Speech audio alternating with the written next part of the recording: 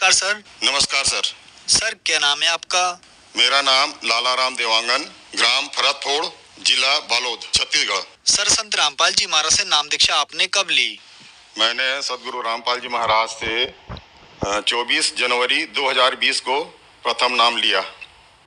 Sir क्या काम करते हैं आप? मैं अभी फिलहाल रिटायर हो गया हूँ। 2007 में रिटायर हुआ और मैं आयकर विभाग में प्रशासनिक अधिकारी के पद पर रिटायर हुआ। सर संत रामपाल जी महाराज से नाम दीक्षा लेने से पहले आप क्या भक्ति साधनाएं करते थे? इस नाम लेने के पहले मैं जो सांसारिक प्रथा जो चली आई है, जो माता पिता करते आए हैं, वही सब करता था। मैं धार्मिक प्रीति था, इसलिए मेरे को ब्रह्मा कुमारी का ज्ञान ठीक लगा और मैं उनका हेड ऑफिस माउंट आबू गया। तो वहाँ उन लोग बोलते थे कि आप जो दान करते हैं, आर्थिक दान के बजाय अपनी जब बुराइयों का दान करो। तो मैं पहले नॉन वेज, ड्रिंक और स्मोकिंग सभी करता था। सांसारिक बुराइयां मेरे में बहुत ज़्यादा थी। तो मैं सभी को मतलब संकल्प कर दिया था कि मैं सब छोड़ दिया। पर 1983 में गया था मैं, उसी समय से मेरा नॉन वेज छूटा। उसके बाद फिर मैं स्मोकिंग शुरू कर दिया, फिर ड्रिंक भी शुरू कर दिया। तो ये सब धीरे धीरे 92 में मेरा ड्रिंक छूटा। मेरी माँ बोलती थी, बेटा आप संसार में बहुत दुख पाते हुए हुआ हो, कभी भी कैसे भी संकट आए भगवान को मत भूलना। ये मेरे माँ के वचन थे। तो फिर संत रामपाल जी महाराज की शरण में आपका आना कैसे हुआ? कैसे आए आप संत रामपाल जी महाराज की शरण में? माँ के इन्हीं शब्दों के कारण मैं शुरू से ही धार्मिक प्रवृत्ति का हूँ और मैं रिटायर होने के बाद भी मेरा ये था नित्य क्रिया, मतलब कि मैं न्यूज़ सुनता था और धार्मिक चैनल देखता था। तो वहीं देखते देखते देखते देखते एक रोज़ मेरे को साधना टीवी चैनल लग गया। तो मैं क्या उसके प्रवचन सुनना शुरू किया, तो मेरे को बहुत अच्छा लगा। तब से मैं उनको सुनता रहा और उनसे मेरे बहुत ज्ञान हुआ। और इसके पहले भी मैं जब पढ़ता था तो कबीर के दोहे मेरे को बहुत प्रिय लगते थे, मेरी आत्मा मोहित हो जाती थी। तो बचपन से ही मैं बहुत दुखी रहता था, बहुत तकलीफ झेलता था। तो अब समझ में आया कि मेरे जो भी पक्ष के माता पिता, दोनों पक्ष के रिश्तेदार, नजदीकी रिश्तेदार थे, वो मेरे से जलते थे और वही लोग भूत प्रेत भेज के मुझे परेशान करते थे। तो मैं इतना बीमार रहता था कि मेरे को क्या क्या बीमारी है वो भी समझ नहीं आता था। फिर धीरे धीरे धीरे करके जो भी दवाई करता था तो फायदा नहीं करती थी दवाई। और मेरे को हार्ट अटैक 2003 में आया। तो उस समय डॉक्टर बोला कि आपको स्मोकिंग आपके लिए जहर है, इसको छोड़ देने में ही आपकी भलाई है। तो मैं उसको भी छोड़ा और ऐसा करते करते पहले 2003 में मैं हार्ट प्रॉब्लम से ग्रसित था। वैसे तो अनेक बीमारियां थी, मेरे खुद समझ नहीं आता था कितनी बीमारी है मेरे में। और क्या बोलते हैं, उसके बाद फिर 2014 में मेरे को अल्सरेटिव कोलाइटिस का प्रॉब्लम हुआ। तो उसका भी कई डॉक्टरों से इलाज कराया, पर अंत में मैं रायपुर में डॉक्टर सोलंकी जो है, कुलदीप सोलंकी, उनसे इलाज कराया। तो उसी समय मैं परमात्मा के शरण में भी आ चुका था। तो वहीं से मेरे को फायदा होना शुरू हुआ। सर क्या क्या बीमारियां थी आपको? मेरे को तो वैसे बहुत बहुत सारी बीमारियां थी, मेरे को समझ नहीं आता था, पर मेन बीमारी बताता हूँ मैं। 2003 में मेरे को हार्ट अटैक आया। तो उसमें चेक किए तो डॉक्टर लोग बताया कि आपका ब्लॉकेज बहुत ज़्यादा है, 40% से 90%, 99% तक के। तो मैं डर गया। फिर भगवान, ये सुना था कि ऑपरेशन होता है करके, तो मैं भगवान से मनाया कि मेरा ऑपरेशन ना हो और मेरा ठीक हो जाऊं। तो उन लोगों ने, डॉक्टर पैनल ने बताया कि आपको ऑपरेशन नहीं करवाना है, आपको जिंदगी भर दवाई खाते रहना है। और मैं जिंदगी भर दवाई खाते रहा, पर मेरे को असर जो दूसरी बीमारी जो है 2014 में हुआ, तो वो अल्सरेटिव कोलाइटिस बोलते हैं, उसमें भी बहुत परेशान था मैं। मेरे को बार बार दस्त आता था, कमर से उठ भी नहीं पाता था, फिर लग जाता था। तो वो डॉक्टर बोला कि आपको, आपकी अतड़ी बाहर आ जाएगी, आप दवाई नहीं खाओगे, परहेज नहीं करोगे तो आपकी अतड़ी बाहर आ जाएगी और आप बहुत परेशानी में पड़ जाओगे। तो फिर उस डॉक्टर को मैं किया और फिर उसको मैं पता चला कि मैं सुपर स्पेशलिस्ट डॉक्टर सोलंकी हैं, डॉक्टर कुलदीप सोलंकी, रायपुर। तो वहाँ गया, तो वहाँ से उन्होंने जो भी किया वो मेरा फायदा होना शुरू हुआ। उस समय मैं परमात्मा सदगुरु रामपाल जी महाराज के शरण में आ चुका था, तब से मुझे सब फायदा करने लगा और मैं अब पहले से बेहतर हूँ और मेरे में सांसारिक जो बुराइयाँ थी सब वो भी खत्म हो गई। जो भी मैं बताया पहले, जो भी नशा करता था, ये करता था, नॉन वेज खाता था, सब छूट गया मेरे से। सर, ये आपके हाथ में क्या है? ये मेरा जो अल्सरेटिव कोलाइटिस था, रायपुर में जो मेरा ट्रीटमेंट मिला, उसका रिपोर्ट है ये। सर, जैसे कि आपने बताया कि आपको अल्सरेटिव कोलाइटिस नाम की बीमारी थी और भी काफी बीमारियां थी आपको, तो क्या संत रामपाल जी महाराज से नाम दीक्षा लेने के बाद आपकी ये बीमारियां ठीक हुई?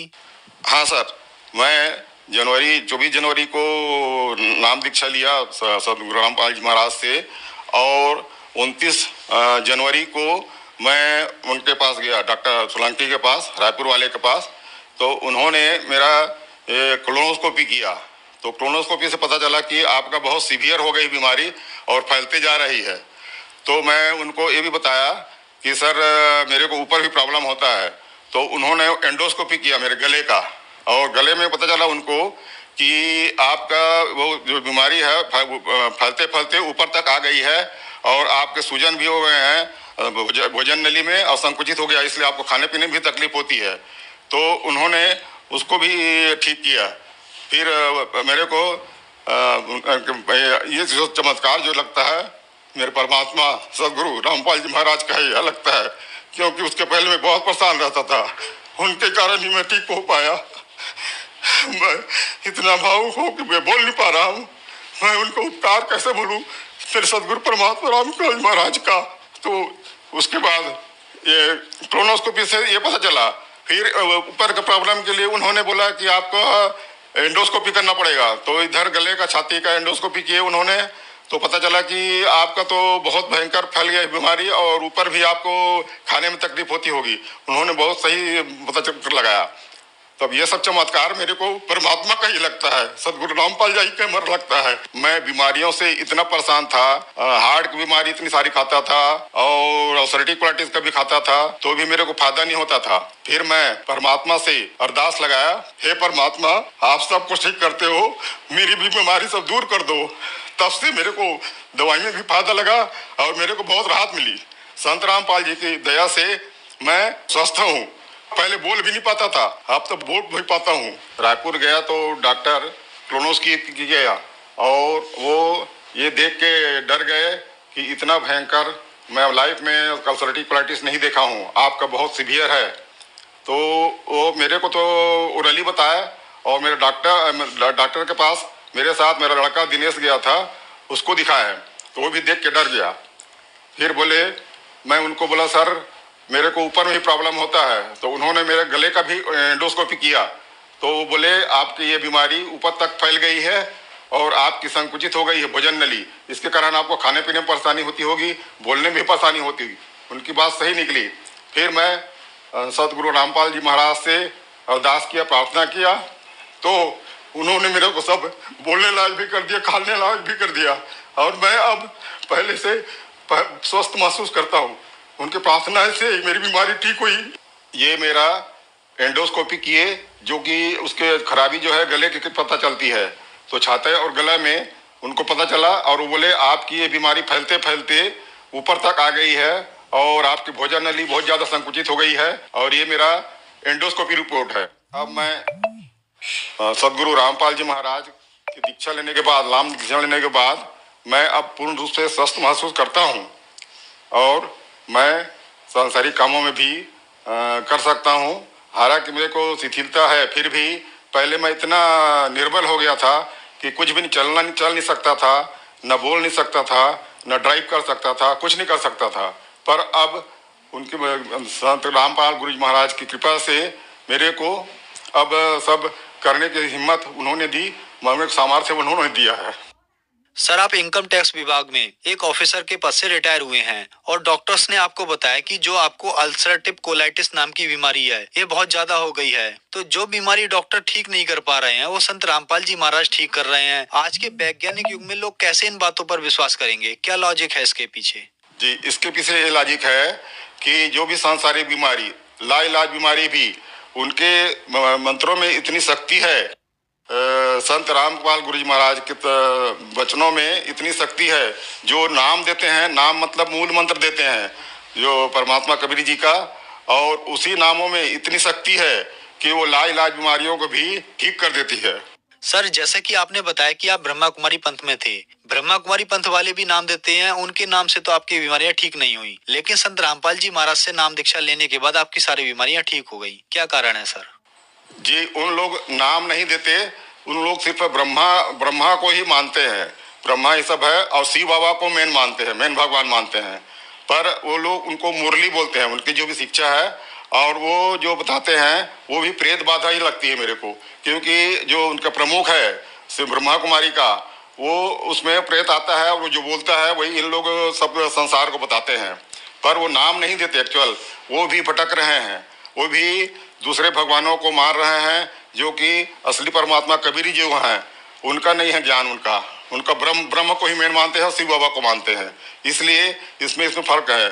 और ये यथार्थ असली सच्चा ज्ञान ये परमात्मा कबीर जी का है, जो कि उसी मतलब मेरे सदगुरु रामपाल जी महाराज के रूप में आए हुए हैं कबीर जी, वही बताते हैं, वही में बहुत पूरी शक्ति है।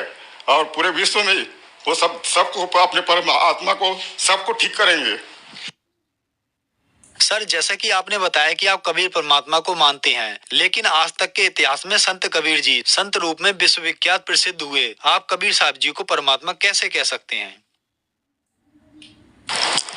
मैं भी संत रामपाल जी महाराज का सत्संग सुन के ही, क्योंकि वो वेदों से, गीता से, जितने भी सदग्रंथों से वो खोल कर बताते हैं कि ये देखिए यहाँ प्रमाण। और 600 पहले कबीर परमात्मा खुद आए थे और उनके बातों में भी विश्वास नहीं करते थे, क्योंकि आजकल के पंडित लोग जो नकली गुरु हैं वो सब काल के भेजे हुए हैं और उनका ज्ञान अधूरा ज्ञान है, भ्रमित ज्ञान है, उससे कोई कल्याण नहीं होने वाला है। कल्याण होगा तो सिर्फ संत रामपाल जी महाराज गुरु जी के वचनों से होगा, उनके शरण में जाने से, उनके नाम लेने से ही होगा, उसका और कोई इलाज नहीं है।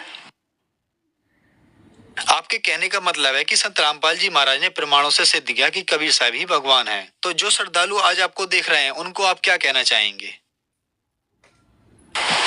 तो मैं इसी आधार पे मैं परमात्मा का संदेश तो क्या देता हूँ, मैं अपने सदगुरु जी का की तरफ से उनका जो संदेश ये बोलते हैं, जो कृपा बरस रही है, वो साक्षात कबीर जी मेरे संत रामपाल जी महाराज के रूप में आए हुए हैं, और जिनको ये भोली आत्मा विश्वास नहीं करती और उसके शरण में जाने के लिए हिचकती है, जब ये उनको यही समझ के आएंगे तभी सबका आत्माओं का कल्याण होगा। जो मानव रूप में आए हैं तो उनका कल्याण सिर्फ सदगुरु रामपाल जी महाराज के शरण में जाने से ही और उनके नाम दीक्षा लेने से ही होगा कल्याण। ये आत्म कल्याण करना ही मानव जन्म का मुख्य उद्देश्य है, ये भी वो बताते हैं। सर, संत रामपाल जी महाराज से नाम दीक्षा कैसे ली जा सकती है? संत रामपाल जी महाराज से नाम दीक्षा, उनका जो सत्संग आता है टीवी पे, उसमें नीचे पट्टी चलती है जिसमें नंबर दिए रहते हैं, उस नंबर पे आप फोन करके आप अपना नाम पता वगैरह दें तो आपको उनका क्या है, जगह जगह हर जगह नामदान केंद्र खुला हुआ है। तो अब तो अभी जितने भी नाम लेना चाहते हैं गुरु जी रामपाल जी महाराज से ले सकते हैं और अपना आत्म कल्याण कर सकते हैं। धन्यवाद सर। Thank you sir.